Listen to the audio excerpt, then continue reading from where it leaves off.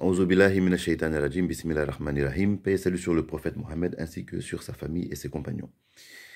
Salam alaikum, j'espère que vous portez bien. Aujourd'hui, on va parler des rituels mystiques, voilà, d'amour, voilà, rituels pour faire revenir quelqu'un, des rituels pour dompter, voilà, la personne qu'on aime, qu'elle ne nous quitte pas, qu'elle reste avec nous, des rituels d'amour, voilà, pour récupérer un ex, etc., etc. On va parler de ça aujourd'hui, voilà, parce que ça fait partie des grandes demandes que nous avons beaucoup. Voilà, dans le maraboutisme, il y a beaucoup ça. Voilà, il y a beaucoup ce genre de choses-là. Mais qu'en est-il réellement? Voilà, est-ce que ça existe réellement? Est-ce que c'est possible réellement? Voilà, de, de, de, de, de, euh, de contraindre le libre arbitre d'une personne. On va regarder ça, Inch'Allah. Voilà, donc pour ceux qui ne me connaissent pas, voilà, je m'appelle Koli Sherif Keita. Donc, je suis affilié à une grande confrérie soufie qui est la Tijania et je suis Mokadem aussi. Et je suis aussi coach. Coach, c'est mon métier. Donc, on regarde vos affaires. Voilà. Intuitivement, avec la clairvoyance, avec les outils que nous avons. On fait le istikhara. Si vous avez des choix à faire, est-ce que cette personne est une bonne personne pour moi? Est-ce que entre ces deux personnes-là, est-ce que laquelle est la meilleure? Est-ce que mon ex va revenir? Est-ce qu'il y a des chances qu'elle revienne? Etc., etc. Ça, on peut le regarder. Voilà, ça se regarde. On peut voir ça avec le istikhara, ça se voit. D'accord? Donc, si vous avez des demandes dans de ce genre, on peut regarder tout ça, même les demandes de business, travail, affaires, voyage, etc. C'est à ça que ça sert le istikhara. Donc, le istikhara, c'est quelque chose aussi que vous pouvez faire vous-même aussi. J'ai donné 2 formules gratuites que vous pouvez faire. Si vous voulez maintenant des réponses immédiates, il y a des formules particulières pour ça. Là, vous me contactez. Et ça, c'est pas gratuit. Il y a les tarifs. Voilà, donc vous regardez les tarifs. Et si vous voulez un accompagnement dans vos affaires aussi, donc ça, vous pouvez me demander. Ça, c'est mon travail. Il n'y a pas de problème. Voilà, parce que je n'ai pas que cette chaîne. Cette chaîne sur la Tidjania, c'est une chaîne que j'ai, mais j'ai d'autres chaînes aussi. Voilà, qui sont très ouvertes, très, voilà, sur les thérapies de couple, accompagnement familial, etc., etc. Donc, j'ai d'autres chaînes. Voilà. Donc, ici, on parle essentiellement de la Tidjania, mais comme j'ai ouvert la chaîne il n'y a pas longtemps sur des sujets un peu plus publics, on va dire, voilà, donc je parle de ça. Voilà, j'ai aussi une agence aussi pour ceux qui veulent faire le pèlerinage, la Omra, donc contactez-moi si ça vous intéresse. Très bien. On va parler maintenant, donc, voilà, des rituels. Des rituels pour amener quelqu'un qu'on aime, des choses comme ça.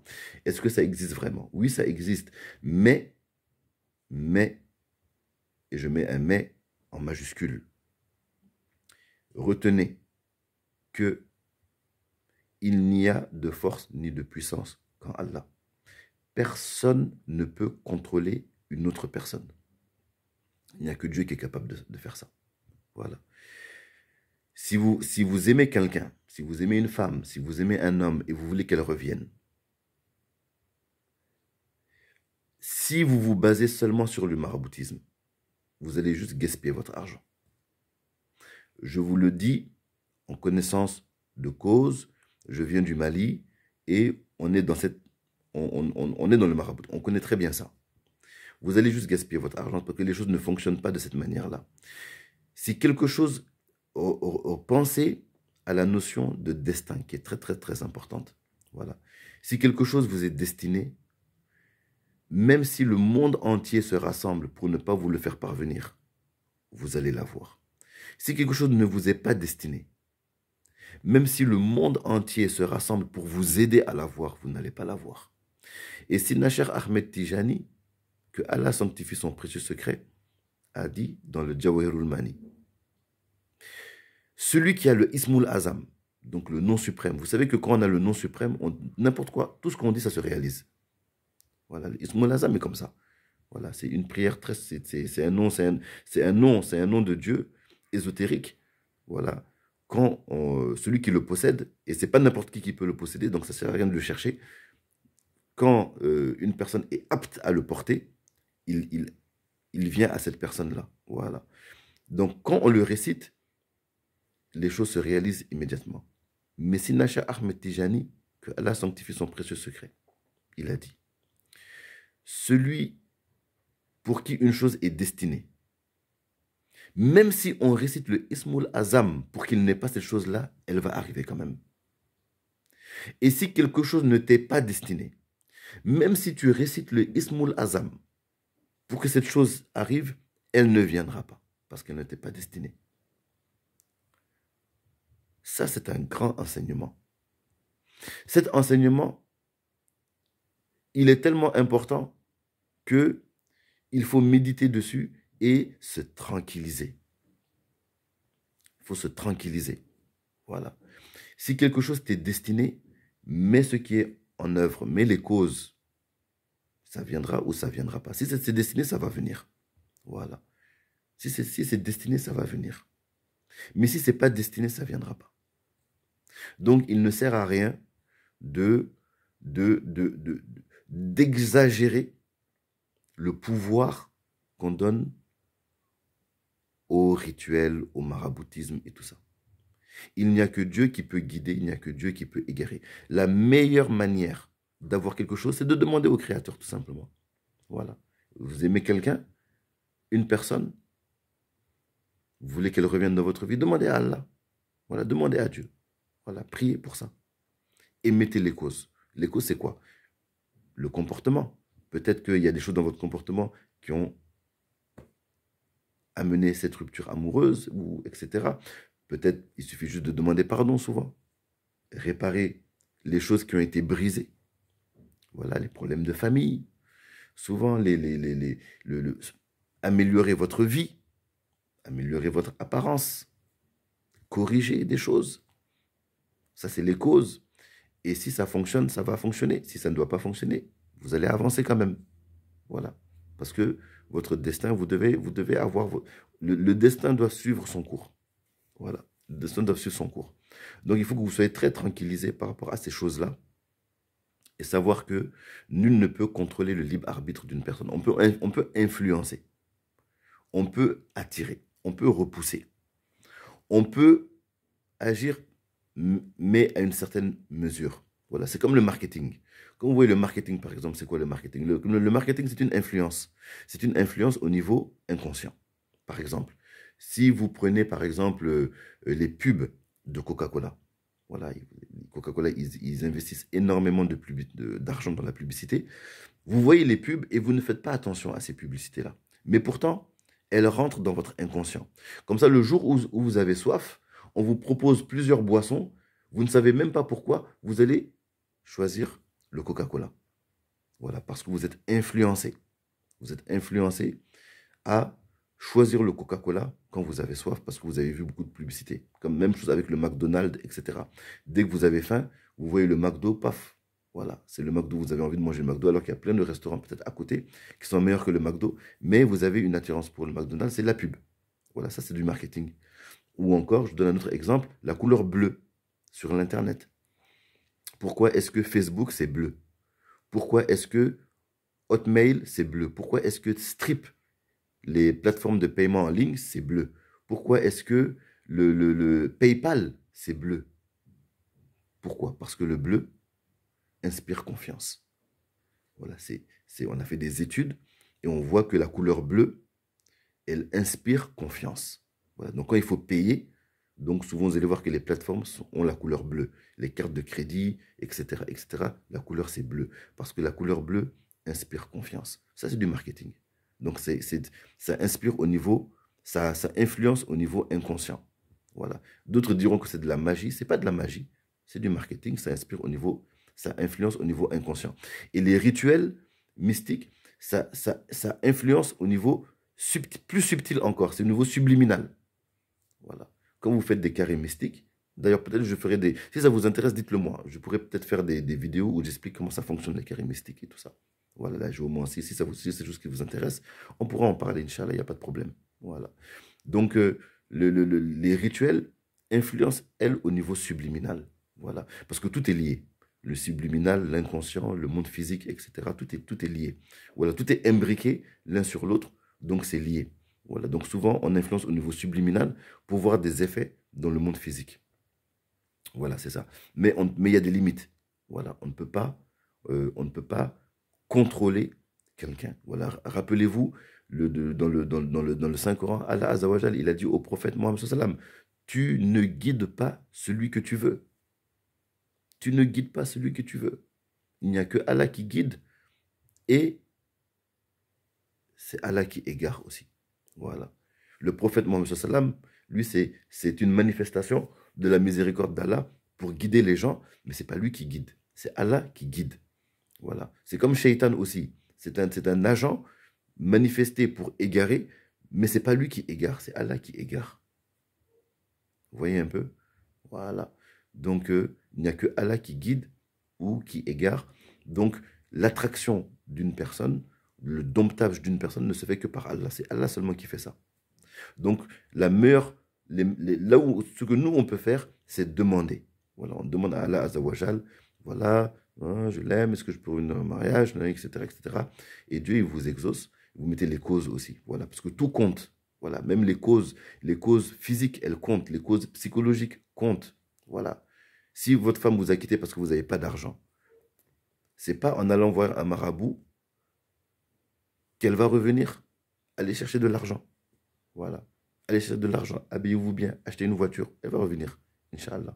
Voilà. Si votre femme vous a quitté ou votre homme vous a quitté parce que vous avez un mauvais comportement, c'est pas en allant voir un marabout qu'il va revenir ou qu'elle va revenir. Voilà. Elle va revenir si vous demandez pardon, si vous changez votre comportement, si vous faites un monde honorable, si des gens viennent intercéder pour elle, pour vous, etc. C'est comme ça. Voilà, parce que tout compte. Tout compte. Voilà. Et après, il y a les prières pour la bénédiction, pour faciliter, mais tout compte. Tout est important. Voilà, tout est important. Voilà. Mais le problème, c'est que souvent, les gens exagèrent tellement. Ils ne comprennent pas, en fait. Voilà, comment le maraboutisme fonctionne. Voilà, tout est important. Et pour avoir une vue globale sur tout, c'est avec la sunna du prophète Mohammed sallam. Voilà, on comprend les choses. Parce que la sunna du prophète Mohammed sallam, elle prend tout en compte. Le monde visible, le monde invisible. La psychologie, la mystique, etc. Tout. Vous voyez? Voilà. Le bon comportement, etc. etc. Voilà. Donc c'est comme ça qu'on fait. Voilà. S'il était possible de contrôler le libre arbitre des gens, il n'y aurait pas de kafr sur terre. Pourquoi? Parce que quand le prophète Mohammed sallam est arrivé, tous les prophètes, sur eux, le salut, tous les prophètes, voilà, tous les prophètes, paix sur eux, n'avaient pour seul désir que les gens les suivent. Voilà. Si eux n'ont pas été capables de faire suivre tout le monde, est-ce que vous pensez que vous allez être capable par des saraks, des trucs, de forcer quelqu'un à faire ce que vous voulez? C'est pas possible. Voilà, c'est pas possible. Voilà. Voilà. Si c'était possible de faire ça, il n'y aurait pas de mécréants. Si c'était possible de faire ça, on allait d'abord commencer par nos enfants, par contrôler nos enfants, voilà, pour qu'ils soient ce que nous on veut. Mais vous voyez que les choses ne se passent pas comme ça. Voilà, chacun suit sa vie, chacun suit son destin. Voilà, donc tranquillisez-vous beaucoup par rapport à ça et gagnez en sagesse. Voilà, ce qu'il faut, c'est les prières. Voilà, c'est prier, demander à Dieu, voilà, d'ouvrir. C'est parce que la prière en soi est une adoration. Voilà. Souvent, on ne prie pas pour un résultat. La prière en elle-même est bénéfique. Parce que quand vous priez, quand vous vous adressez à Allah Azzawajal, Dieu vous répond toujours. Souvent, il ne vous donne pas ce que vous voulez, mais parce que vous avez prié, parce que vous vous êtes adressé à lui, il va vous donner quelque chose. Ou il va vous enlever un problème. Vous voyez? Parce que souvent, nous, on veut quelque chose, mais Allah Azzawajal, lui, il est omniscient. Donc nous, souvent, on cherche, voilà, on veut, oui, je veux tel travail, je veux telle femme, je veux tel homme et tout. Donc, on lui demande. Parce qu'on lui demande, on est récompensé pour le fait de lui avoir demandé. On est toujours récompensé pour ça. Toujours. Voilà. Mais, on n'a pas toujours ce qu'on veut. Mais on est toujours récompensé. Et on a toujours quelque chose aussi. Mais ce n'est pas toujours ce qu'on veut. Voilà. Donc, ça, c'est la bonne nouvelle. Voilà, ça, c'est la bonne nouvelle. C'est qu'on est toujours récompensé pour s'adresser à lui. Et on a toujours quelque chose. Parce que Allah Azzawajal est trop généreux pour que quelqu'un qui lui demande parte les mains vides. Imaginez, vous-même quand vous avez de l'argent, si on vient vous demander, vous allez avoir honte de laisser passer une personne vide, avec les mains vides. Voilà, si vous avez plein de pièces dans vos poches et qu'un mendiant vient vous voir, bon, même si vous êtes avare, vous allez donner quelque chose parce que ça fait honte. Voilà, quelqu'un va vous demander, vous avez les moyens et vous ne pouvez pas lui donner. Voilà, imaginez Allah Azzawajal, voilà, lui qui est le riche par excellence, vous lui demandez quelque chose, vous pensez qu'il va vous laisser partir les mains vides? Non, non, il va vous donner quelque chose. Voilà. Ce ne sera pas peut-être ce que vous demandez, mais il va toujours vous demander, il va toujours vous donner quelque chose. Toujours. Toujours. Dieu donne toujours quand on lui demande. Toujours. Voilà. Donc demandez. Voilà. Et mettez les causes. Voilà. Les prières sont là pour accompagner. Voilà. Pour essayer d'ouvrir les choses. Les petits rituels qu'on fait, c'est pour nous donner des coups de main. Mais c'est Allah qui a le dernier mot. Toujours. Voilà. Donc si vous savez ça, vous allez être tranquille. Vous allez être en paix. Voilà. Et vous allez avancer tranquillement dans votre vie, apaisé. Apaisé avec un bon discernement. Avec un bon discernement. Voilà. Imaginez un peu. C'est Naïsa, alayhi salam, Jésus, paix sur lui. Donc nous, les musulmans, pour les chrétiens qui me regardent, c'est Naïsa, c'est Jésus.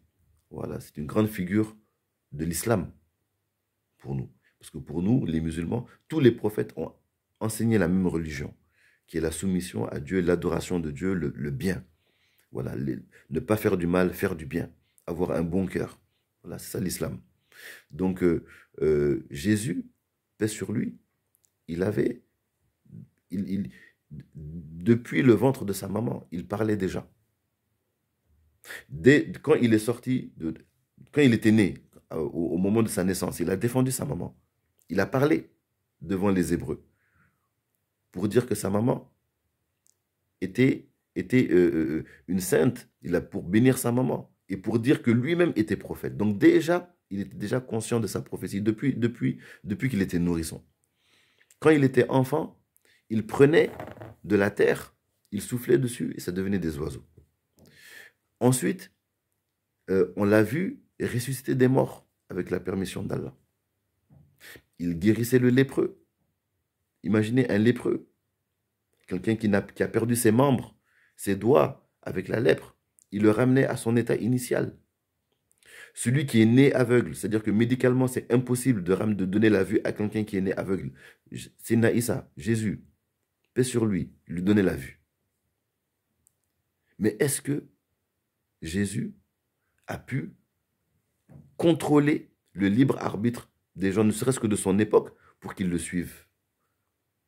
Non. Parce que ça n'appartient qu'à Allah Azzawajal. Voilà. Donc, gardez ça en tête quand vous voulez quelque chose. Voilà. Il n'y a que, ça repose entre les mains d'Allah. Si c'est écrit dans votre destin, c'est bon. Si ce n'est pas écrit, ça ne se fera pas. Mais demandez toujours parce que vous allez toujours avoir quelque chose. Et mettez les causes, voilà. Mais gardez en tête, voilà, que le destin est déjà écrit. Voilà, il y a les décrets qui peuvent changer, mais le destin est écrit. Si quelque chose doit être arrivé, elle va arriver, Inch'Allah. Si quelque chose ne doit pas arriver, elle n'arrivera pas. Voilà. Donc, tranquillisez-vous beaucoup avec ça. Voilà, il n'y a pas de formule magique, voilà, pour contraindre. Voilà. Voilà, il n'y a que Dieu qui peut contraindre. Voilà. Nous, on peut demander à Dieu de faire des choses pour nous. Peut-être Dieu, il accepte, peut-être il n'accepte pas, parce que Dieu, on ne peut pas le contraindre. Vous voyez un peu? Voilà. Donc Dieu nous met des règles, mais nous, on ne peut pas mettre de règles à Dieu. Comprenez un peu? Voilà, c'est ça. Voilà, les règles sont pour nous. Mais Allah Azzawajal, il n'y a pas de règles. Là, Dieu, il fait ce qu'il veut.